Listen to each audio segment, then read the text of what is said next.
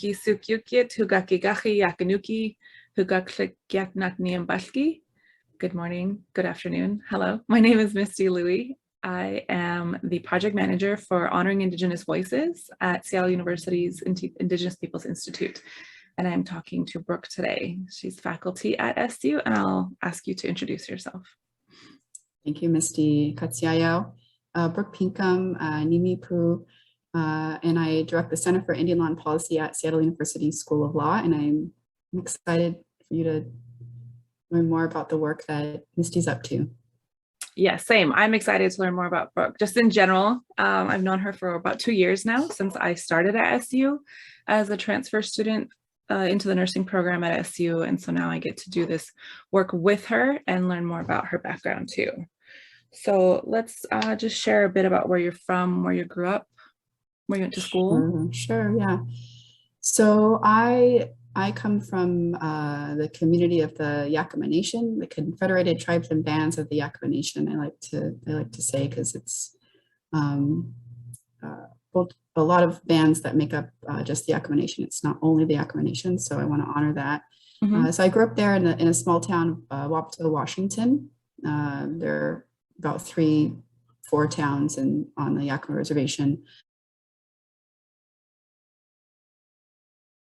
Wapato is one of them, one of the larger ones, and although albeit very small, was there for 18 years of my life, and came out to Seattle to go to the University of Washington, where I studied pre-engineering, although ended up graduating something different, not engineering.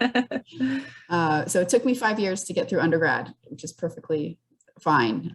Yeah. After that, I did, I wasn't sure if I was going to stay in Seattle, but I actually learned about an incredible organization called United Indians of All Tribes Foundation, and worked for them.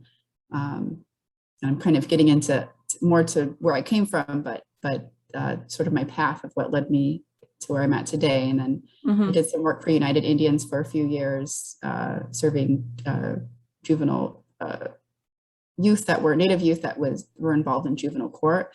And then I here in the city, here in King County. Okay. The King County Juvenile Court, which is actually located close to Seattle University. That's what inspired me to go to law school. One of the many things that inspired me to go to law school. Also went to the University of Washington School of Law. Wow. And, yeah. And then did legal aid for about 10 years, and then came to SU, and I've been at SU for about 5 years. So that's my abbreviated path to where I'm at today. Yeah.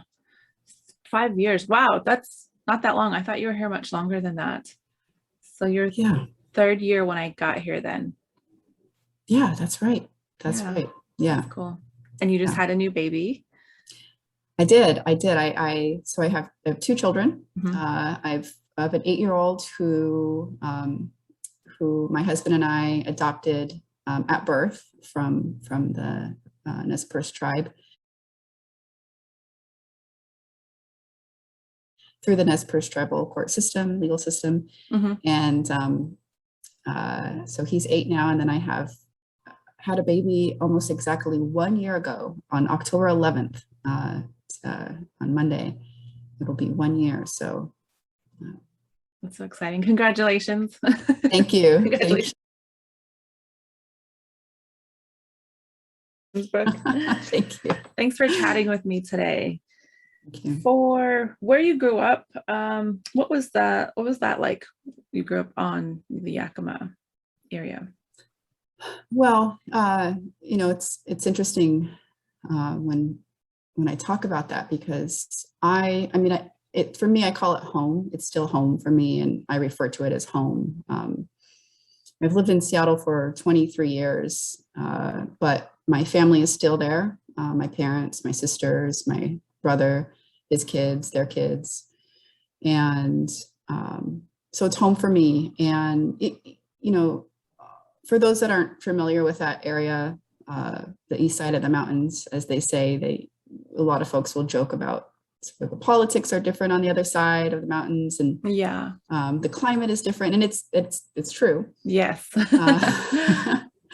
But I feel really fortunate that growing up in that community, I mean, there's definitely a lot of hardship. But at the time I didn't know sort of that was my world.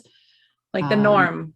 That was just the norm. Yeah. And I went to a small school, from kindergarten until high school, went to school with the exact same people throughout. Mm-hmm. So we all knew each other very well, still do, still stay in touch.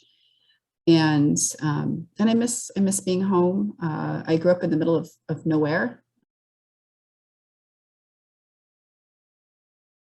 Compared to where I live now, with squished in between other homes. And yeah. But it's just, I miss the smell of the hops, this time of year, the fall, it's just harvest. It's harvest time now. And honestly, I miss being around my people. But what was it like growing up there? I mean, it was, we didn't have all the resources that other folks, I learned later, we didn't have all the resources that other folks did, access to certain things. But I do know that in the past 20 plus years, there are just really great people that have come and learned outside of Yakama and went back home and are now teaching at a tribal school. There's Heritage University in Toppenish on the Yakama Res. So a lot of great things happening there. That's good.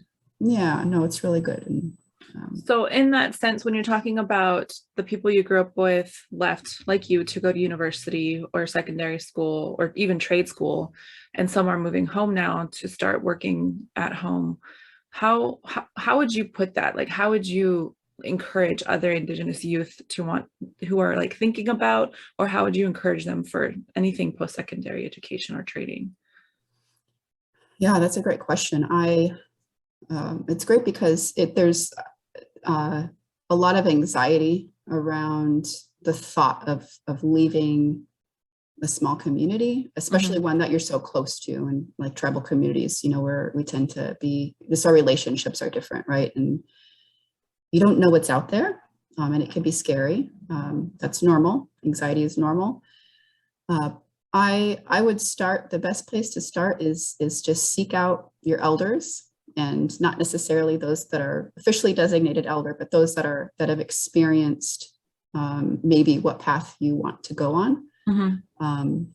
Like a mentorship, or just talk to people about, God, what did you do to get to where you were at? And honestly, Misty, I wanted to go to Wazoo. I was going to go to WSU because it's in Pullman. Really close, yeah. It's or closer. I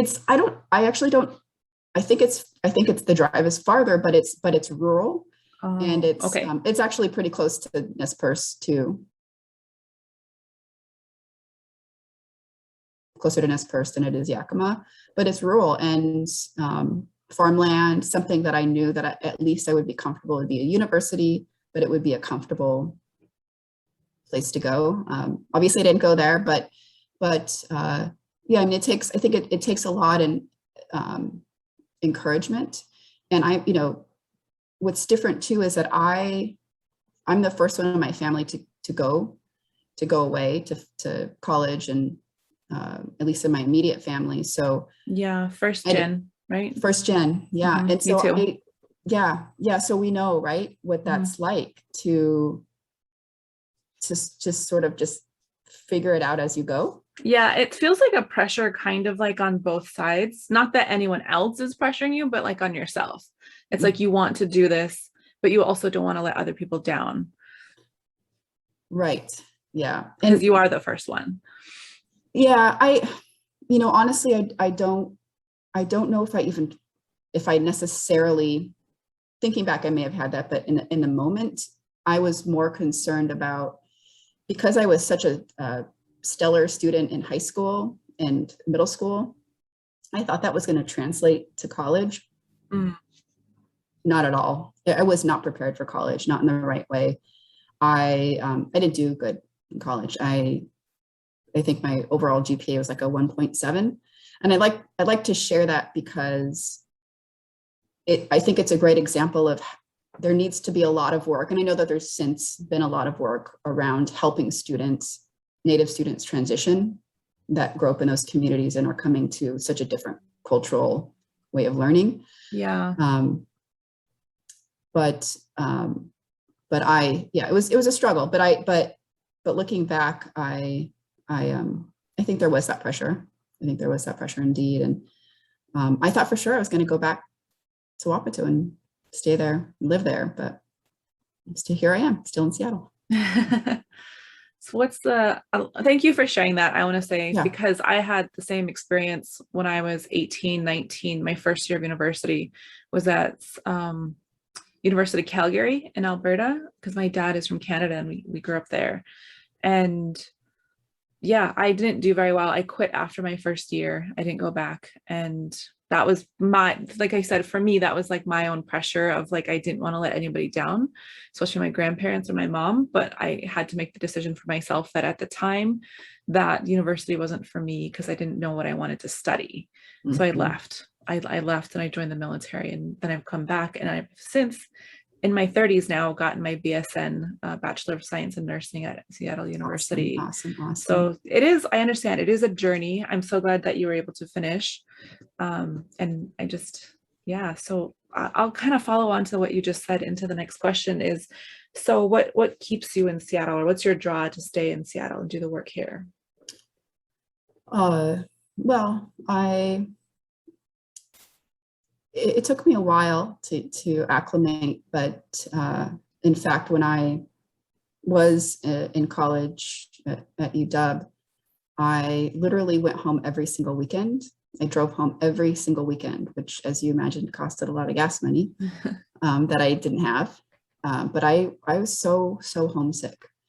And I tried to think, I don't know if you asked me this question before, if someone else asked me this question before, but I was trying to think like what was the moment that kept me here? I don't know exactly. I think a part of me was like not really wanting to go back home. I think that's when I felt like, God, I'm kind of a failure. I got this what am I going to do? I've got this GPA. No one's going to want to hire me anywhere. I don't know what to do.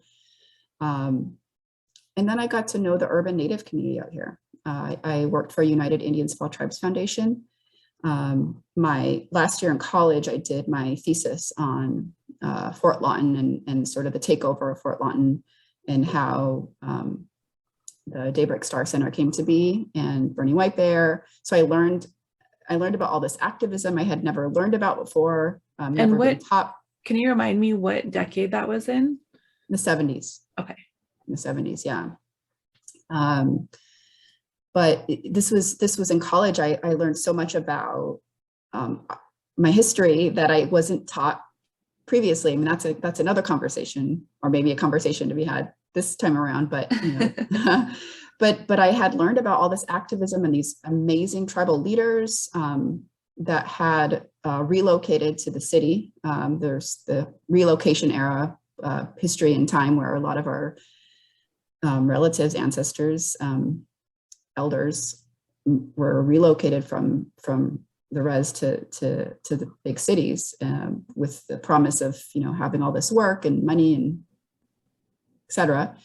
But nevertheless, that inspired me. Learning about that leadership and the activism that inspired me. Something I had never really witnessed before, or maybe I did but didn't notice it growing up. But for whatever reason, and I think that's maybe typical in college, you just suddenly are sort of thrust into this this academia or this youthful, I don't know what it is, but it's what caused me to work for that organization. And I think it's what kept me here ultimately, is just meeting all the amazing Native people in Seattle and all the great work that they were up to. Yeah. I can imagine. That's amazing. Mm-hmm. Yeah. And then, so what was it exactly in that time that made you decide that you wanted to go into law school? Like, do you have a specific example? Yeah. So I part of my work for United Indians of All Tribes Foundation was as a juvenile court advocate. I don't know that they have that position any longer, but basically I literally went to the courthouse every day, every morning. I don't know, whenever it opened, 7, 8 in the morning. And I just sat there in the waiting room. And I would, look for other Native youth. And, as Misty, you may or may not know, there's a very high Native homeless population in Seattle, and a lot of very high amount of youth, homeless Native youth. But nevertheless, the court would have these roster of who was sort of going through whatever hearing process that day. And sometimes the court would get it right and list like so-and-so and they're Native American. Usually our people are identified as Latino or white, which is another topic. but so I did that for 2 years, and I would literally just say, hey, my name is Brooke. This is what I do. I'm here to help you feel comfortable with the system. I'm here to sit by your side when you're in front of the judge. I'm here to help you translate. And, and often it was, there was a quick hearing process. And sometimes we had a really great judge that was sympathetic. Sometimes we didn't. And I got to meet the public defenders. I got to meet other attorneys who encouraged me to go to law school. And so that was sort of the process that I felt like I could be a stronger advocate by becoming an actual lawyer. So that's awesome. And then of course, I have to give a lot of credit to my husband, because I've always had it that I was not good enough to do these types of things. And I wouldn't have applied if it weren't for him to help me with my self-esteem. So yeah, that's, he encouraged me and said, yeah, of course you could get into law school. So that's awesome. That's a great partner. Yeah, I'm very, very lucky. Yeah.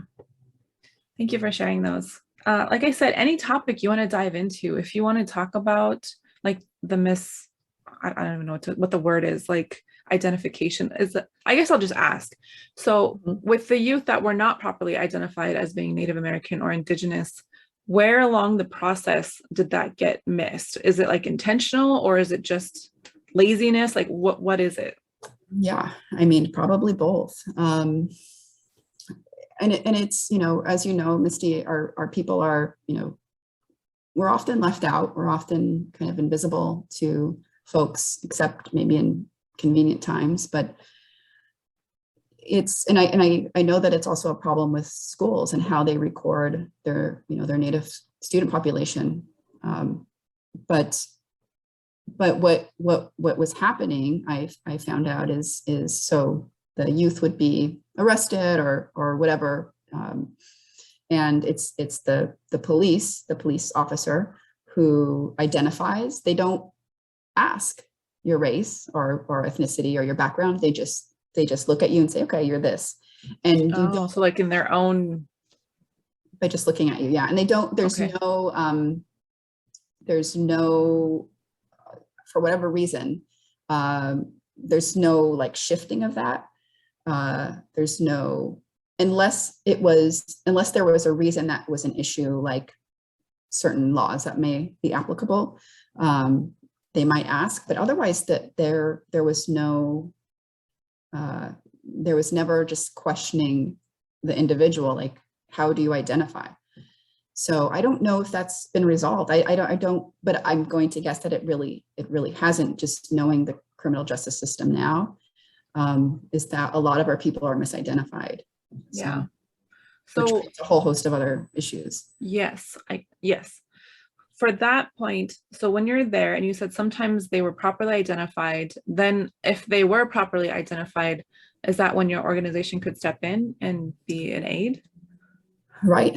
Yeah. That's, they had to identify as Native, Indigenous, Native American. Usually it was what at the time, how they identified. Right. And then our organization would step in and create a, open a, if they were willing, open up a, case for them and just support them through whatever they needed to. And it was typical that they didn't have, their parents or any other support, or maybe they were being raised by their elders who just didn't have the means to help support in ways that our elders, do. So, that's.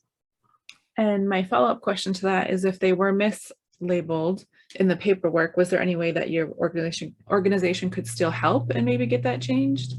Right. So it was usually not an issue to say, hey, you got this wrong, make the change.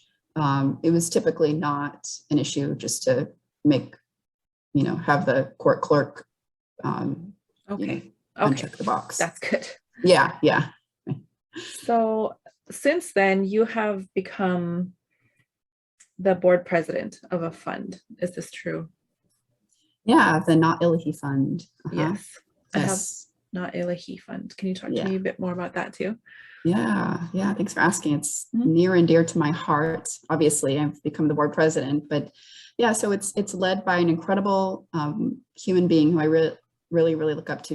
Her name is Susan Balbus, and she's a director. Her and a few other amazing women started the organization.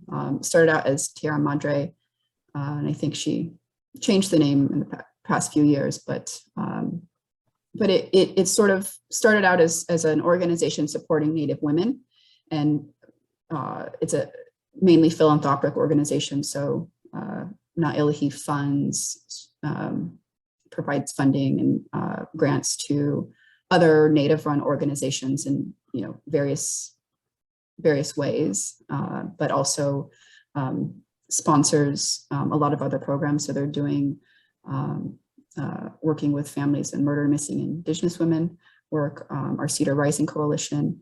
We work with youth very closely, and youth identify LGBT, and it's just wide ranging. Yeah. And we do regionally, we serve mainly Pacific Northwest, but it's really amazing to be a part of. And I really appreciate, as someone who works in a non-Indigenous world, I really just appreciate and doesn't live in a tribal community, being a part of this family that makes me feel like I'm home a little bit. So because they just work in that Native way that feels good. So yeah, I agree. I can understand. Mm-hmm. Thank you for sharing that. Okay. For the work that you do, I can imagine that it's heavy some of the days. So how do I word this question? How do you keep yourself centered through all of it? What's the most important things to you to be able to do that? Mm-hmm. That's a really good question, because especially in the past few years, it's been a little bit challenging. So prior to being here at SU, and I did, as I mentioned, I did legal aid, and that is, I did that for 10 years. And legal aid is basically serving people that are low income and providing them with whatever civil legal need is necessary. And it was similar to the work in a way that I did with United Indians, because it was kind of social work. You're serving communities that are just constantly in struggle and need and having whatever emergency. And I served only tribal communities and tribal people and Native people. But so that work was really stressful, because there was court deadlines to be made. You were often negotiating and whatever confrontation you might have with opposing counsel, all the things that, counseling your client who's just really in crisis, who's going to lose their children, and what do so that was very high stress compared to the work that I do now, which is, there are stressful moments, but I feel like it's not compared. Yeah, comparatively. Yeah. But I intentionally choose work that helps, that has a balance to it, because I know my limits. I know my mental health limits. And I mean, I've learned them. I've have a professional, I speak to a therapist who helps me manage and provides the tools that helps me manage, but helps me sort of deal with whatever, stress growing up as a child that's sort of translated to now. But so right now I do part-time. And although technically full-time, because the reason I'm part-time professionally is so I can do part-time with my kiddos, which is a whole nother job. But I do yoga. I, try to eat healthy. And these are all things that I had to learn. I had to learn over the years, like what works for me. Being in nature works for me. I need to be connected because being in the city, with so many people and houses right next to me, I've learned that like connecting with nature and water, it grounds me. But just being in touch with how I'm feeling and honoring that if I'm feeling a certain way, that I take care of that. But this has been if you would have asked me this, maybe 3 years ago, I would have probably not sounded as like put together. It's a process, and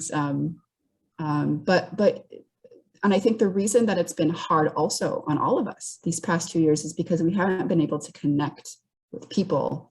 I mean, we connect in this way, but in person, right? Our people, especially when we've had our loved ones who've passed away, that our family lost a lot of our elders from COVID, and we haven't been able to like gather and mourn that, like, in the way that we do. Our family was we were going to do a memorial service and a name giving in September in Lapwai, but at the Longhouse, but we canceled it because Idaho is like the worst. Yeah. Worst with COVID. So we were postponing it until November, and I don't even think that's going to happen in November. So I'm so sorry. Yeah, it's just so that's been hard, but I try to talk, call my grandparents and my parents and I'm connected with my sisters daily on text. And so all those things just help, and being with our community and trying my best to check in with folks. Yeah, that's good. Yeah. That makes you a really great community member and family member. And I understand all of those things that are happening. Thank you for sharing that with me. Yeah. For the conversations that we've had leading to the second annual Honoring Indigenous Voices, we've been working with our elder here, Anna Hansen, and we talked a bit about what interweaving storytelling looks like, not just like in the academic world, but also at home with our own elders, and how important storytelling is to pass on traditions, to learn life lessons, but not just on the side of the storyteller. Can you tell me, in your view, what it means to be the listener of those stories and what that importance is as well? Gosh, that's a really great question. I think I told you and Anna when we spoke earlier that my grandpa, who I'm very lucky to have still around, growing up often told us stories.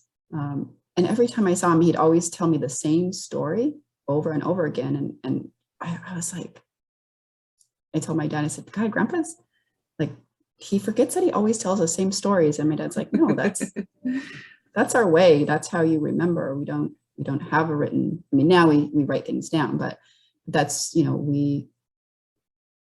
that's what a great way to listen, right? What a great way to learn how to listen.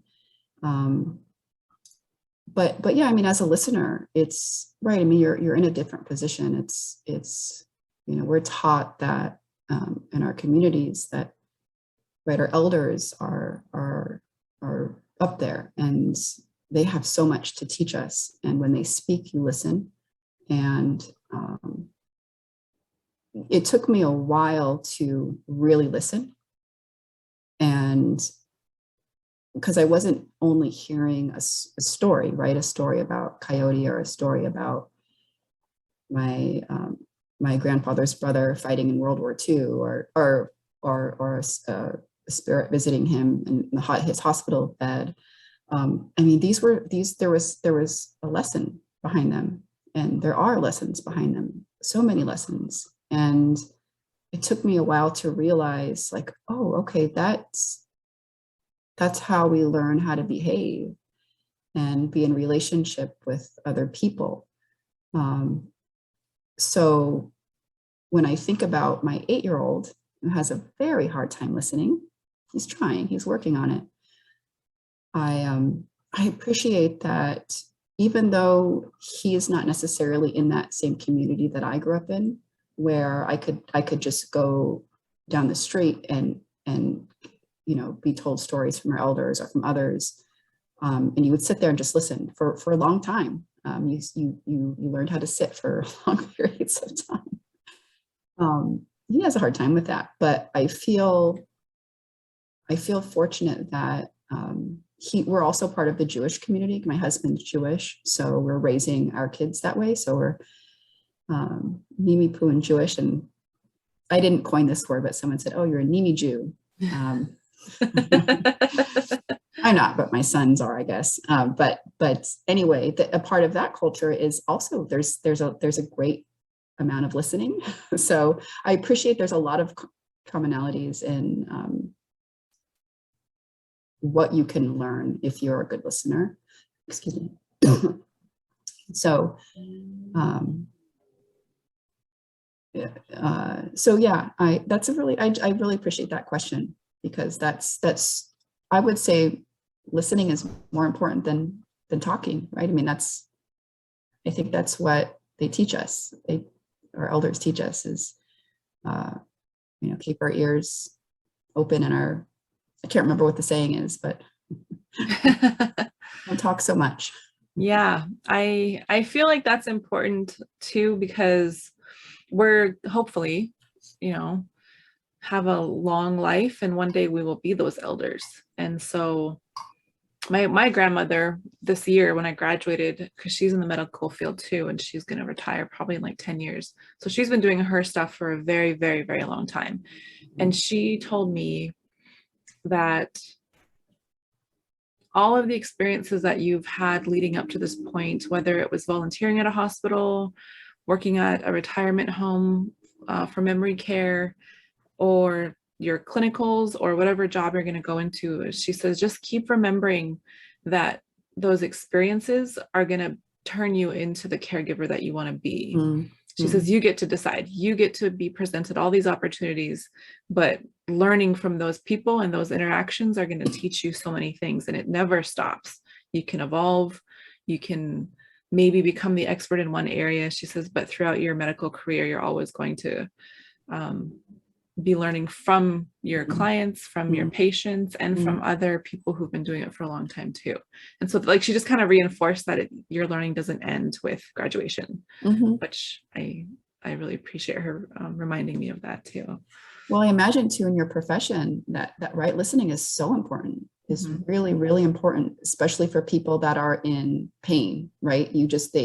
Or people that need to get that pain, whether physical or emotional, off of their bodies onto someone else, right? I hope that you're taking good care of yourself as well in that regard, but it's also, right, that's what I did as in social work, is I think it's called secondary trauma, right? You're getting a lot of that from listening so much. There's another word too, it's like countertransference. It's like maybe as the nurse, you might be the only person in their life at that moment that is really there for them. And sometimes they might take you on as like a older sister or mother figure, and you have to find those boundaries to still be effective as a nurse, and to not completely take that on or allow that relationship to develop more in that direction, just kind of still keeping your professional boundaries. And a lot of it does have to do through the SU BSN program. I've learned a lot of it has to do with taking care of yourself first, which is what, one of the reasons I asked you those questions is because once you go through your own journeys through nursing school and can face them first in that safe space of SU and in those reflective assignments, to be able to talk with your professors or clinical instructors about it, that you kind of understand what triggers you if you are dealing with a patient who might have maybe experienced neglect or trauma that you might have seen in yourself or in your family. And so it's really, I feel like the program is just really looking at the whole person, at not just developing you as a nurse, but when you become a nurse, looking at that person as a whole person too. Mm-hmm. So I really do like, I like the Jesuit institution's way of seeing the whole person, which to me is aligned with my Absalagia way, my Crow way of seeing what health is, mental, spiritual, emotional, and physical. It's not just one thing. Right. You do have to look at all of it. Mm-hmm. So yeah, I agree with those. Do you have any questions for me, Brooke? Excuse me. Yeah, I mean, I would love to learn more about, I mean, the work, what I hope it's okay to say, like, what caused you to go into to become a nurse? I know, I guess also before that, like, what led you to, you said that you chose to do the military. Like, what inspired you and how has that work you did at the military translated into the work that you're doing now? Thank you for asking that. So it's directly related to my time in the military. So I did quit school. I was doing psychology, and then I went to the U.S. Air Force. And while I was deployed in 2011 during the drawdown of Operation New Dawn, which is in Iraq, I got to go to an orphanage and on the Iraqi side of the big base, right outside Baghdad. And just seeing the children that day, like something clicked in me. It was like a two-part thing. Like I already knew that I was searching for something that would drive me to want to go back to school, to learn that craft. So I was already looking, I was very open to a lot of experiences. So that was a good step. But the other one is it finally clicked that there's so much humanitarian work in the world that needs to happen. There's so many people that are affected by natural disasters and wars and systems, right? And so one of the ways that I feel like I could contribute to helping is not just, overseas, but in our own community here in the States, is through medicine. And I felt like being a nurse would allow me to do that. And that was what I decided that it was like 10 years ago. It was August of 2011. I decided I wanted to be a nurse. And so I worked my way eventually towards that.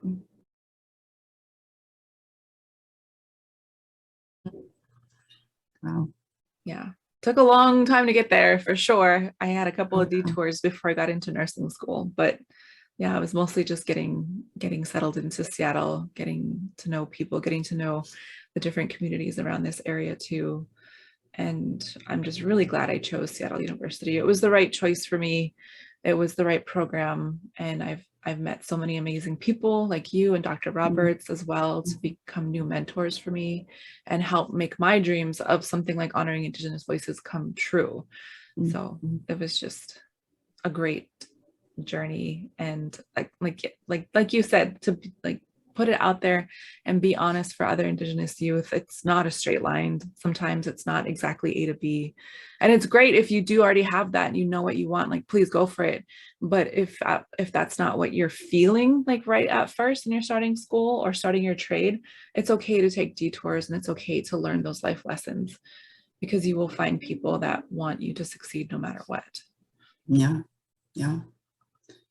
And that's I mean, I can't remember how long you were on tour.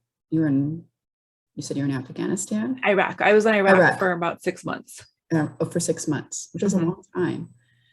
Did you, and I was trying to think of the time, speaking of timelines, so you were there for 6 months and this was, at that time you thought about going to nursing school, or was that? Yeah, the nursing school part happened after the orphanage part. Okay. So Okay, yeah. it was like literally in one day I made the decision. Wow. It was seeing the orphans, and then my brain just went straight to medicine for some reason. And I was like, I feel like I could, because, you know, being there as a member of the military was fine. We got to bring supplies. We got to like get to know the children, get to know that like how everything works. But I also just felt like that was the extent of that role. Like there was not much else I could do to help the Right. children. I felt like if I was a nurse in that situation, there's more that I could have done. I could have done more assessments. I could have advocated for certain types of medications, or, you know, supplies or whatever else they needed. That could have helped and more in the long run, if that makes sense. Yeah. And I also asked for that clarification because a lot of, you know, students will ask, like, how do you know what you want to do? I mean, we're often asked when we're younger, like, what do you want to be when you grow up? We've shifted that conversation in our son's school to say, how do you want to change? How do you want to contribute to the world? Or how do you want to contribute to the good? Or, you know, what's, you know, and you may not figure that out until, you know, you'll try this, you'll try that. And at some point it will click, and that might even change. You know,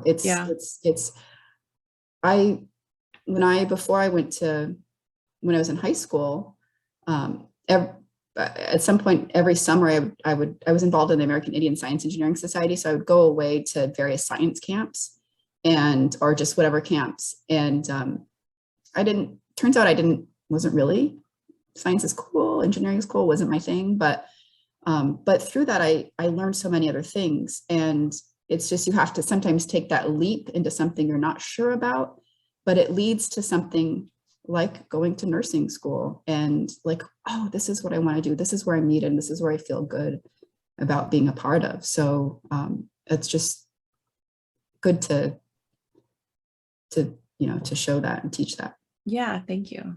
Thank you for asking that. Yeah. Thank you, Brooke.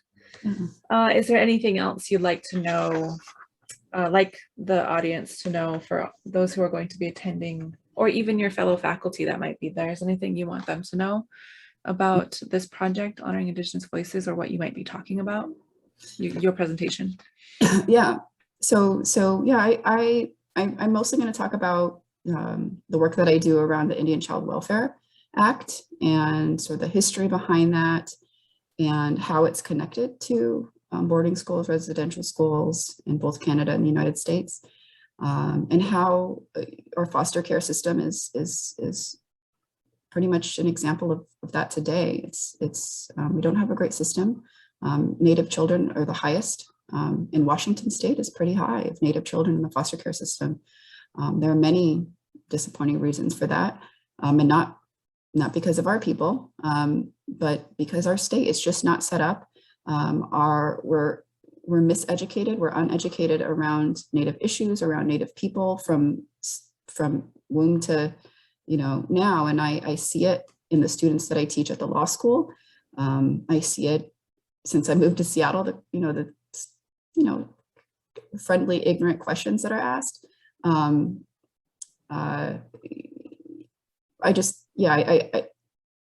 I try to emphasize constantly and consistently how crucial it is to know about your history. Part of that history is very much Native people, and especially in Washington State, we have a very, very strong tribal presence. Tribes are governments. I like to emphasize that, you know, there are three major governments.